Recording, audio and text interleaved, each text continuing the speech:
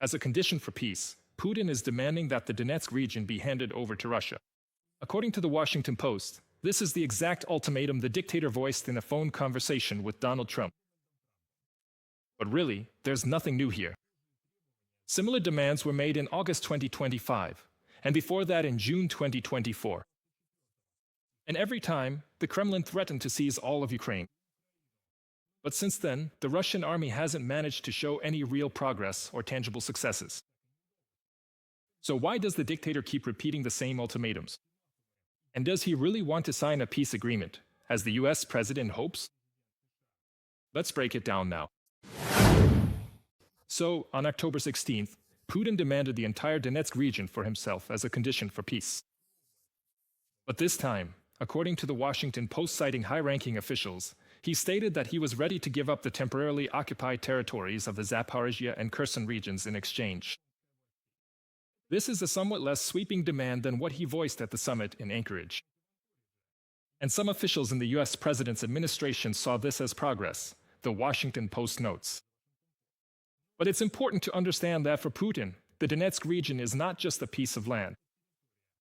He is willing to go to great lengths to bring it under his control. Putin has unsuccessfully tried to seize this territory for 11 years, facing resistance from Ukrainian forces who have deeply entrenched themselves in the area. The regions are not considered a crucial stronghold against Russia's rapid advance westward toward its capital.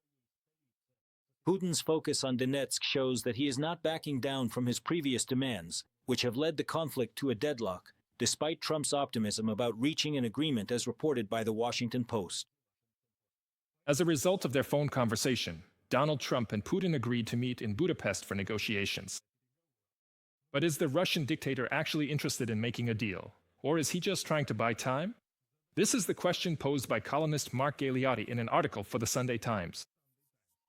After all, it's clear that if he continues to demand that Kyiv surrender the Donetsk region, it will become a stumbling block. The White House understands this as well. Moreover, Donald Trump said directly at a press conference that Putin might be dragging out the process. A logical question arises. Why? After all, there are no changes on the front lines. If the current pace of the Russian offensive continues, the aggressor country could only expect to occupy the Luhansk, Donetsk, Kherson, and Zaporizhia regions of Ukraine no earlier than 2030. And to capture all of Ukraine, it would need at least another 103 years, according to calculations by The Economist. It's obvious that Russia is deeply bogged down in the war against Ukraine. I think there is a fundamental mismatch of expectations. I would say this applies to Russia's war against Ukraine, where Russians tend to believe their actions on the battlefield are more successful than they actually are. And I think that's made it harder to reach an agreement under these circumstances. The Donetsk region has resisted the Kremlin dictator for more than 11 years now. The Russian command keeps throwing more and more soldiers into the meat grinder. But the result is always the same. For Putin, this region has long become an obsession. It's the main evidence of his failure. That's exactly why he started talking about supposedly trading it for the temporarily occupied territories of Zaporizhia and Kherson regions. But it's clear that if the Kremlin gets such a trophy, it won't stop there. For Putin, this won't be the end of the war. It's a springboard for a new round of aggression. Ukrainian President Volodymyr Zelenskyy has repeatedly emphasized that there will be no gifts for the Russian occupiers. Almost every day now, I'm communicating with leaders to ensure we have a united position across Europe regarding pressure on Russia, the right kind of pressure. We won't give the aggressor anything, and we won't forget anything. We can clearly see that this Russia is a long-term threat. So, here in Europe, we need long-term cooperation and real results, both in the short term and over the long haul, so that people can live their lives. Proof that Putin has no intention of seeking peace is his new order, which paves the way for the mass resettlement of Russians to the temporarily occupied Ukrainian territories. This is about the Kremlin's new migration strategy. The Center for National Resistance notes that this is nothing more than a deliberate program to replace the local population and enforce Russification. The Kremlin promises settlers from the Federation benefits and simplified paperwork. They also offer help with housing and employment. In reality, this is an attempt to populate Ukrainian lands with residents from Russia's impoverished hinterlands. For those people, moving seems like their only chance at a better life. In the territories of Ukraine temporarily occupied by the Russian army, Moscow is trying to revive the old imperial model of settling Siberia, when settlers were used to secure the central government's power over conquered lands. The Kremlin is launching a program to colonize the temporarily occupied territories. According to the new migration concept, conditions are to be created for the return of residents of Donbass, Zaporizhia, and Kherson regions. But the plan is not to bring back Ukrainians, but rather loyal subjects from the depths of Russia, from Yakutia to Buryatia. In fact, this is the legalization of population replacement, the displacement of locals and the settlement of new Russians, Russification, demographic engineering, and old colonial methods in a new guise. From a publication by the Center for National Resistance on Telegram. Analysts are increasingly coming to the conclusion that Putin is not seeking peace. According to the Financial Times, the dictator's goal is to go down in history. But in his view, a country's greatness is measured not by the standard of living of its citizens, not by technological or social development, but by the square kilometers of occupied territory and the millions killed.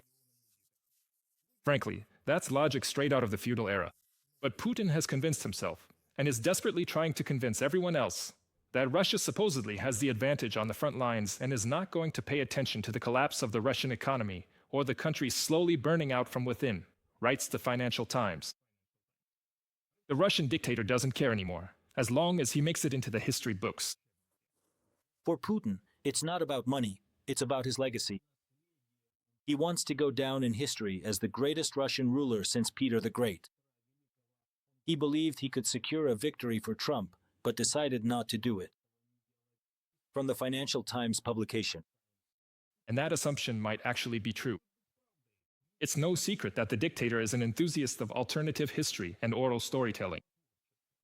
As it turned out, at that very meeting in Alaska, the Russian dictator gave the US president a lengthy lecture on pseudo-history. Sources from the Financial Times reported that behind closed doors, Putin spoke at length about Rurik, Yaroslav the Wise, and Bohdan Khmelnytsky. Following Medinsky's precepts, he considers them part of Russian history, and for some reason tried to convince his counterpart of this. Trump was, to put it mildly, not prepared for such a turn during negotiations about ending Russia's war against Ukraine. Donald Trump was so shocked by what was happening that he raised his voice several times and even threatened to walk out of the meeting. As a result of that conversation, the American president ended the negotiations early and canceled the planned lunch where the delegations were supposed to discuss future economic ties between the countries. From a Financial Times publication. Whether the President of the United States will hear the next chapter of Putin's saga in Budapest, we'll find out soon. The upcoming summit will be a point of no return for the Russian dictator, according to the Center for Countering Disinformation under the National Security and Defense Council of Ukraine. Either Putin will finally acknowledge reality, marking the beginning of the end for his illusion of a new empire, or it will be the beginning of the end for Putin's Russia. The Federation's economy is slowly but very steadily sinking. Sanctions are getting tougher, and no new allies are joining. Is Putin ready to persist to the end and lose everything? That question remains open.